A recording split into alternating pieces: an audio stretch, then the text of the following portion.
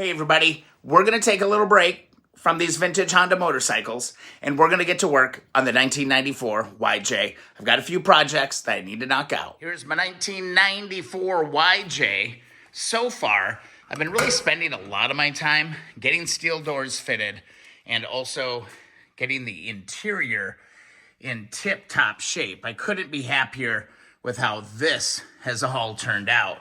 But now it's time to turn my attention to the exterior. In preparation for painting this Jeep Wrangler, I'm gonna need to remove all of these fender flares all the way around.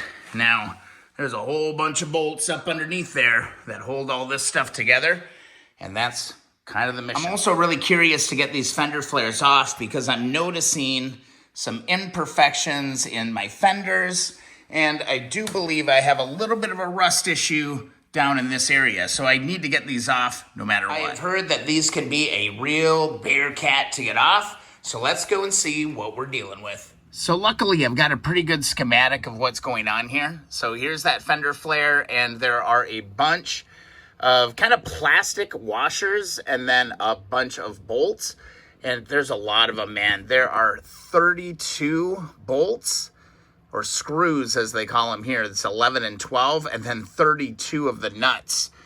I'm just wondering how many of these bad boys are gonna break off on the way out.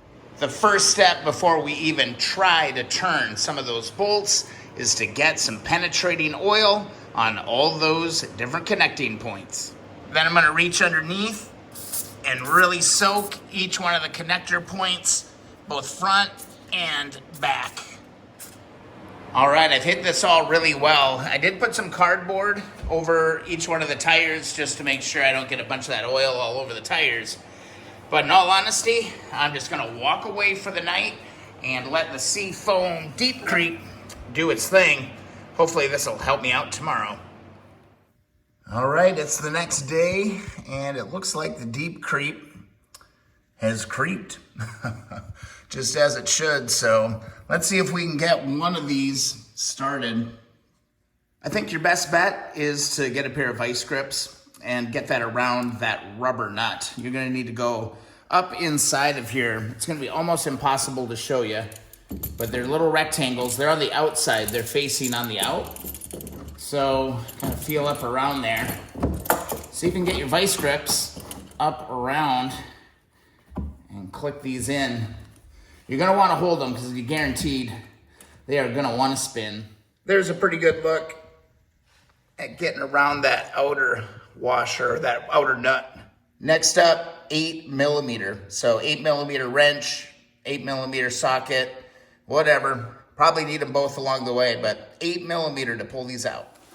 All right, let's reach up in here. See how bad this is gonna be. Hopefully it's not gonna be too painful. We are about to find out though. This one's coming out easy. Didn't even crack or anything. It's just coming right out. So let's get this one going. So far so good. It's coming out pretty easy. Yeah, it actually fell right out. That's awesome. Now we can take a look at what's going on. So here is the little block, okay? And really it's just a metal screw that goes into here, just like this. That is all that is holding on those moldings. There's just, I think there's gonna be 32 of them. I'm sure there's gonna be some nuances along the way. And some nuances there definitely are with these things. These are pretty finicky. It's really blind work, so it takes time. Some of these are definitely gonna be harder to get at than others. This one looks like we're gonna have to get underneath the actual splash guard underneath here. So I'm gonna have to move that a little bit. And then also similarly on this end, we got one here as well, right here. And we're gonna need to get up underneath there and just move that splash guard, little plastic grill right here. Gonna have to move that a little bit. Here's a pretty good look at this backside one. If you peel this cover back just a little bit, you can see that nut in there. There it is, there's the bolt. Sometimes in these tight spots, it's easier just to turn the block. One to go on this first one. This nut, or this bolt, is right underneath here. I'm really curious to get this one off because I think I got a little bit of a rust issue developing in this spot. We should have a timber here real quick. Oh, we got one more, of course. And of course the last one is gonna be the hardest one. Just trying to find where the hell this thing comes through. It's a tough one. I can already tell some of these are going to take immense patience. This one is really tucked up underneath here. This one's really tough. This last one, of course, is not cooperating. Deep breaths. There was no way around it. I actually had to pry this guard out a little bit, this little plastic shield. There was no way to get at the nut. Now I can get at it and pull this piece off. Yeah, just had to do it. It'll pop back in, no problem. Definitely encourage you to wear some gloves. These black moldings will tear your hands up, something fierce.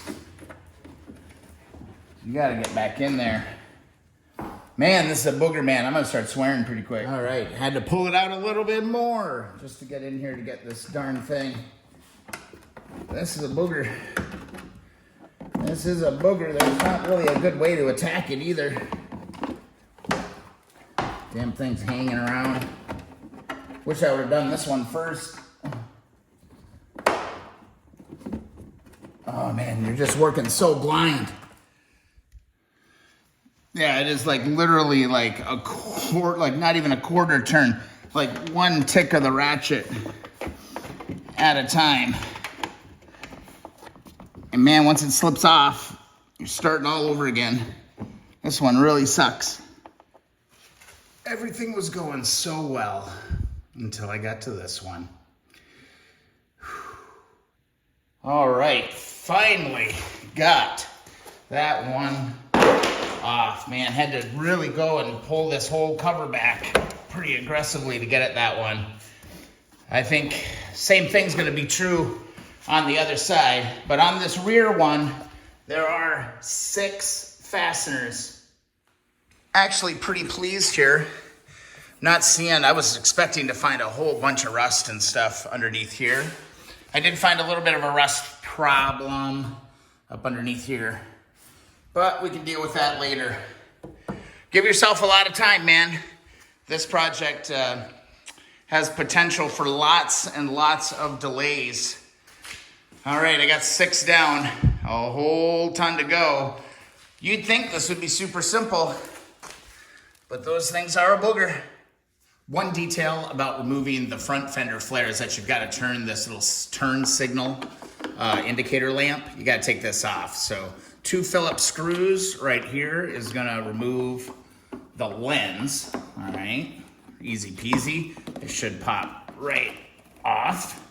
And then reach around the back side. You're just going to reach straight up and you're going to unplug the bulb and that'll pull right off.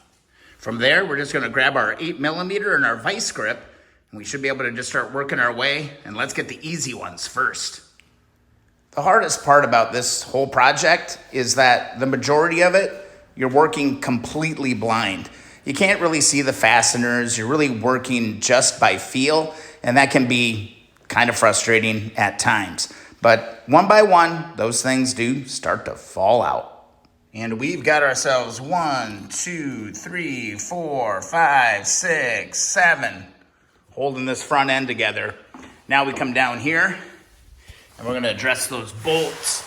Sorry, I got my headlamp on, but you're gonna need 7/16 to get these bolts out. And really, we're just looking at that one, which is easy to get to, trust me. And then we got another one right over here, which is even easier to get at. Wish me luck, this thing should fall off after I get those 2 out. Or so I thought. These went easy though. And I was wrong. There's gonna be one more up in the front. We'll look at that in a second. Looks like there's just a little grommet or a little plug holding the front end together. And see if we can pull that off. All right, we'll take a breather before I tackle that one. But I'm glad I pulled this because look at this. I got a big crack right here. It flexes and it moves.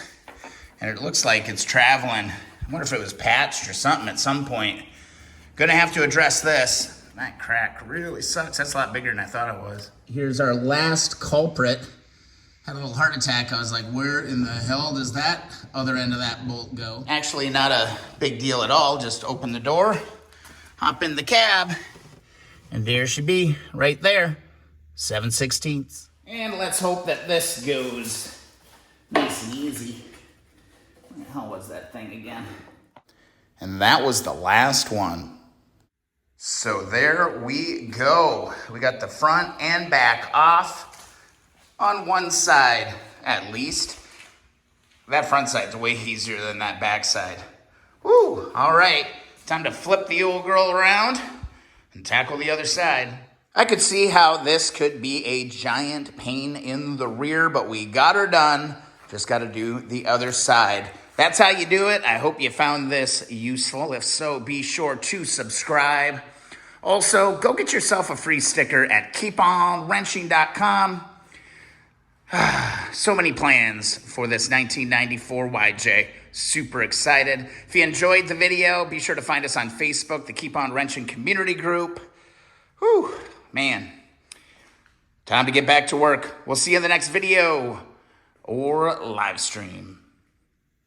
Oh, and don't forget, bag and tag those parts.